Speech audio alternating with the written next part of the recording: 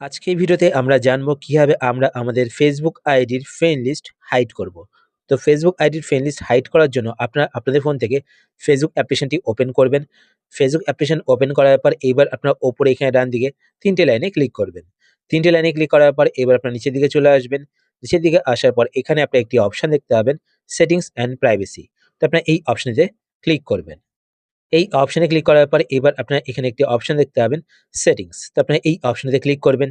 এই অপশনে ক্লিক করার পর নেক্সট স্টেপটি দেখানোর আগে আপনাদের কাছে একটি ছোট্ট রিকোয়েস্ট, আপনারা যদি এই চ্যানেলে নতুন হয়ে থাকেন তো চ্যানেলকে সাবস্ক্রাইব করে পাশে বেল আইকনটি কল করে রাখবেন এরকম নতুন নতুন ইন্টারেস্টিং ভিডিও নোটিফিকেশন পেতে। আর ভিডিও দেখার পর যদি আপনার ভিডিও হেল্পফুল হয়ে থাকে তাহলে অবশ্যই এটি লাইক করে দেবেন। তো সেটিংসে ক্লিক করার পর আপনারা একটু নিচের দিকে চলে আসবেন। নিচের দিকে আসার পর এখানে আপনারা একটি অপশন দেখতে পাবেন, how people find and contact you. তো আপনারা এই অপশনেতে ক্লিক করবেন। এই অপশনে ক্লিক করার পর এবার আপনারা এখানে একটি অপশন দেখতে পাবেন, who can see your friend list. তো আপনারা এই অপশনে ক্লিক করবেন। এই অপশনে ক্লিক করার পর এবার আপনারা এখানে অনেকগুলো অপশন দেখতে পাবেন।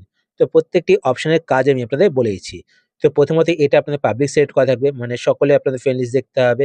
তারপর দেখতে পাবেন ফ্রেন্ডস, যদি আপনারা এটা সিলেক্ট করেন তাহলে আপনাদের ফেসবুক আইডিতে যে সমস্ত ফ্রেন্ডসরা রয়েছে তাদের ফ্রেন্ড লিস্টে, তো সেই সমস্ত ফ্রেন্ডসরাই কিন্তু আপনাদের ফ্রেন্ড লিস্ট দেখতে হবে। তারপর নিচে এখানে দেখতে পাচ্ছেন ফ্রেন্ড অ্যাকসেপ্ট।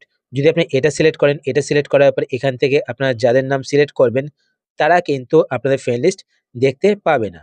তো তাদের সিলেক্ট করার পর নিচে এখানে ডানে ক্লিক করবেন। ডানে ক্লিক করার পর নিচে এখানে সেভ এ ক্লিক করবেন।